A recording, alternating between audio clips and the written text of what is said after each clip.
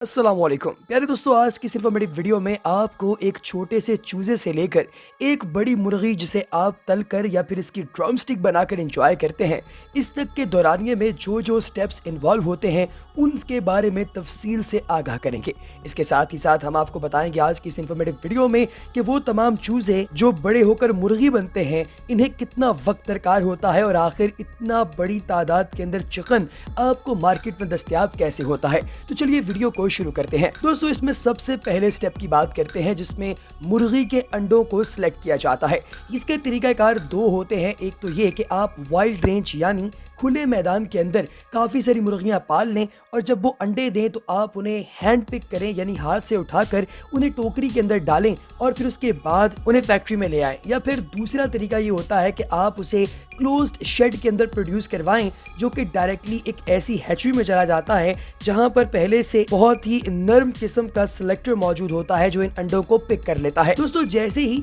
आप इन अंडों के वाइल्ड रेंज की बात करते हैं तो आपके जहन में आ जाता है कई एकड़ का बड़ा जिसके अंदर मुर्गियां जो हैं वो अंडे देती हैं और इन अंडों को इकट्ठा किया जाता है। इसके बाद आता है नेक्स्ट स्टेप जिसे नंबर 2 कहा जाता है। दोस्तों, इस स्टेप के अंदर ये जो अंडे आपने इकट्ठे किए थे इन्हें इंक्यूबेटर फैक्ट्री सेटअप में ले जाया जाता है और इन्हें एक कन्वेनियर बेल्ट के ऊपर रख दिया जाता है। दोस्तों, अगर आप लोग इंक्यूबेटर के बारे में नहीं जानते तो मैं आपको बताता चलूं कि ये बेसिकली एक ऐसी मशीन होती है जिसमें एक खास दर्जा हरारत रखा जाता है जिसमें अंडे अपने बच्चों को जर्मिनेट करते हैं। दोस्तों, इस कन्वेनियर बेल्ट के ऊपर जब ये अंडे रखे जाते हैं तो एक स्कैनर मशीन के अंदर से ये गुजरते हैं और ये स्कैनर मशीन बुनियादी तौर पे अंडों में से अच्छे और बुरे दोनों अंडों की निशानदेही करती है। आपको अपनी स्क्रीन पर जो ब्लू कलर के डॉट्स नजर आ रहे हैं ये बेसिकली वो अंडे हैं जो खराब हैं और इन अंडों को हमेशा की तरह वेस्ट कर दिया जाता है और जो दीगर अंडे आपको नजर आ रहे हैं वो अच्छे अंडे हैं और इन अंडों को अलग कर लिया जाता है खराब अंडों से और देन इन्हें एक प्लास्टिक की टोकरी में ऐड कर दिया जाता है। इसके बाद आता है नंबर 3। दोस्तों, इस मशीन के अंदर जो कि ऑटोमेटिक है, आप जब अंडे रखते हैं तो ये अंडे ना तो टूटते हैं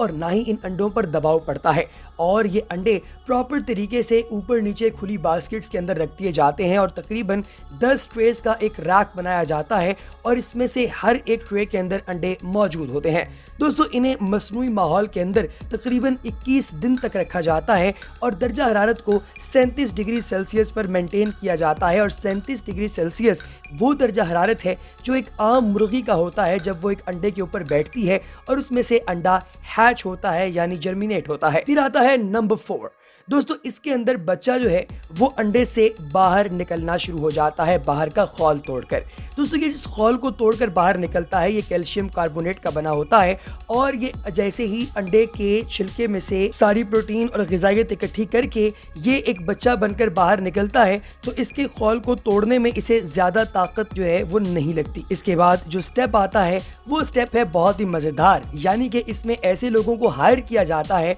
जिन्होंने इन अंडों से निकलते हुए चूजों को एक कन्वेनियर बेल्ट के ऊपर से उठाना है, ये देखना है कि आया ये मेल है या फीमेल और इन्हें अलग अलग कर लेना है। दोस्तों, इस काम के लिए बाकायदा लोगों को हायर किया जाता है और पे किया जाता है कि वो चूजों में से मेल और फीमेल चूजों को अलग अलग करें। इसके बाद आता है नंबर 5 यानी 5वां स्टेप जिसमें की जाती है वैक्सीनेशन। दोस्तों, चूज़ों के अगर आपको पता हो तो यकीनी तौर पे आप जानते होंगे कि चूज़े बेसिकली बर्ड्स की कैटेगरी में आते हैं। तो परिंदों की जो मुख्तलिफ बीमारियां होती हैं, बीमारियों से बचाने के लिए आप इन तमाम के तमाम चूज़ों को वैक्सीनेट करते हैं और जब आप इन्हें वैक्सीनेशन दे देते हैं तो इनकी कुव्वत मुदाफ़ियत बढ़ती है जिसकी वजह से ये ज़्यादा जल्दी बीमार नहीं होते। अब जब आपने मेल और फीमेल दोनों अलग अलग कर लिए हैं चूज़े, तो इनमें से मेल का एक अलग काम है और फीमेल का अलग काम है। जो फीमेल चूज़े हैं इनको बेसिकली आप वापस पोल्ट्री फार्म के अंदर भेज देते हैं जो कि परफेक्ट चूज़े होते हैं और जो चूज़े स्टैंडर्ड पर नहीं उतरते पूरे,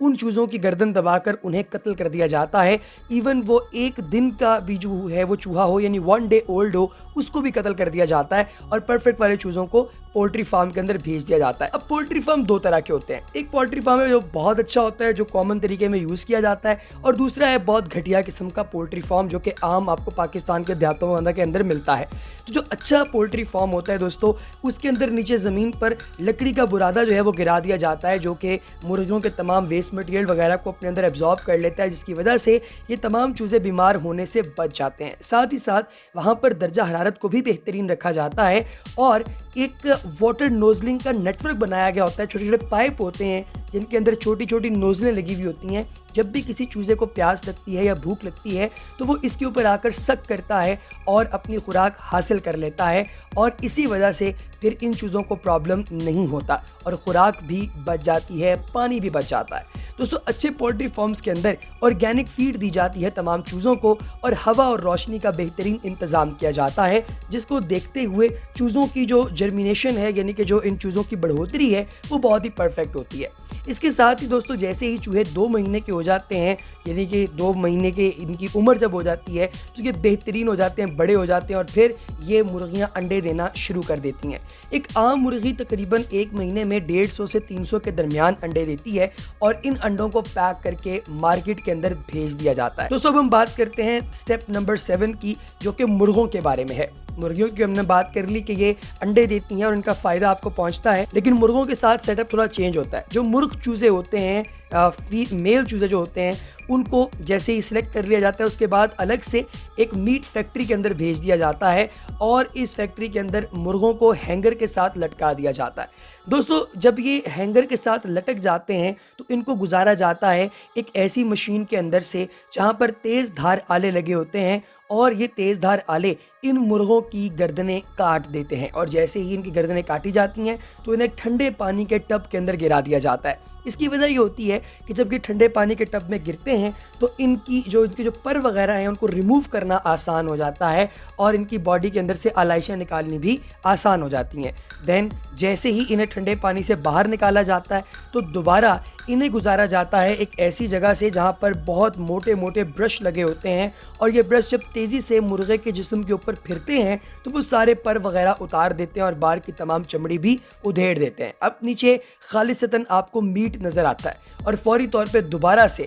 इसको दरमियान में से चीरा लगाकर तमाम आलाइशें बाहर निकाल कर गर्म पानी के अंदर, जो उबलता हुआ गर्म पानी है, उसमें से गुजारा जाता है, ताकि इसके ऊपर लगे हुई कोई भी जो गंदगी है या कोई भी जो जरासीम वगैरह है वो ख़त्म हो जाए, मर जाएं, और ये जो आपके पास मीट आ रहा है ये बिल्कुल फ्रेश रहे। इसके बाद 2 तरीकों के साथ इस मीट को आगे भेजा जाता है फाइनल स्टेप के अंदर पैक करने के लिए। एक तरीकाकार तो ये है कि पूरे के पूरे साले मुर्गे को ही पैक कर लिया जाए और मार्केट भेज दिया जाए, जबकि दूसरा तरीकाकार ये है कि आप इस मुर्गे को मुकम्मल तौर पे ना काटें, बल्कि आप इसके पीसेस कर लें, इसके लेग पीसेस अलग कर लें, ड्रम स्टिक्स बना लें, विंग्स बना लें, इसके ब्रेस्ट पीसेस बना लें, गर्दन वगैरह बना लें। ये सारा कुछ जो है दोस्तों वो इसका बना लिया जाता है, फिर उसके बाद इसे पैक किया जाता है। और जो मुर्गे के पाँव होते हैं, जिसे पंचे जो हैं वो कहा जाता है, इनको भी काट दिया जाता है और इन्हें अलग से कुछ लोग पकाकर खाते भी हैं। पंजाब के अंदर ये बहुत ही ज़्यादा आम है और इसके बहुत ही स्पाइसी किस्म का खाना जो है वो तैयार किया जाता है। तो दोस्तों, हमारी आज की वीडियो आपको कैसी लगी कमेंट सेक्शन में ज़रूर बताइएगा।